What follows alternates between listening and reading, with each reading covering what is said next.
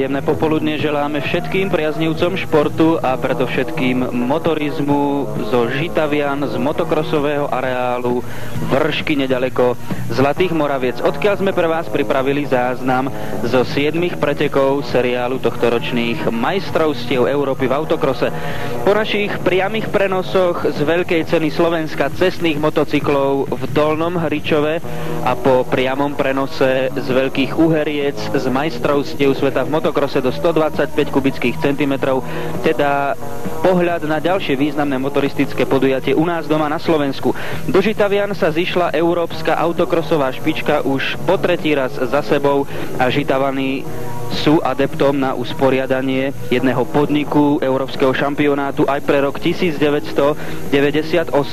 Do Vedna sa tu zišlo 62 pretekárov z 12 krajín. Okrem Slovenska prišli aj z Belgicka, Českej republiky, Francúzska, Holandska, Litvy, Lotyšska, Luxemburska, Nemecka, Švajčiarska, Talianska a Ruska, aby súperili o body v závere európskeho šampionátu, lebo žitavianske podujatie je predposledným 7.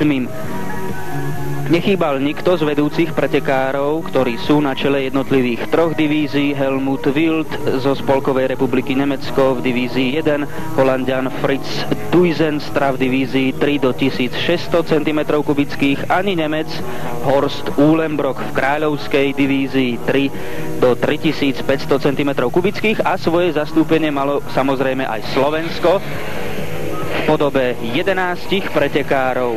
V sobotu sa začal program tréningami od 15. hodiny, v nedeľu od 9:30, predpoludním boli na programe rozjazdy a potom od 15. hodiny B a A finále, z ktorých sme pre vás pripravili náš 50-minútový záznam.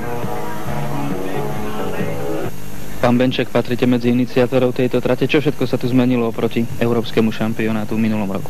No, nastali tu obrovské zmeny, lebo Medzinárodná organizácia automobilového športu FIA v Paríži nariadila bezpečnostné opatrenia, ktoré treba dodržať v rámci bezpečnosti divákov a najmä bezpečnosti pretekárov. Už dneska sme mali možnosť vidieť na trati, jak sú dôležité tie zvodidlá, ktoré bolo potrebné prakticky zrekonštruovať do výšky 1 metra, čiže trojité zvodidlá.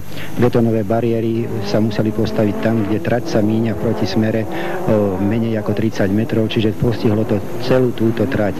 Ale tieto opatrenia, ktoré sa prijali, sú účinné a prakticky dali podmienku k tomu, že toto zariadenie, tento areál prakticky nadobudol nielen názov, ale aj skutočne, že je to autodrom. Čo bude ďalej? Na budúci rok požiadali opäť Žitavany o organizáciu jedného z podujatí majstrovstiev Európy? Pochopiteľne, Žitavany už po Vlaňačku sa zapísali dobrou organizáciou medzi poriadateľov majstrovstva Európy. Aj pre budúci rok požiadali o usporiadanie majstrovstiev Európy, ktoré sa uskutoční približne v tomto istom termíne, ktorý je augustový záverečný víkend.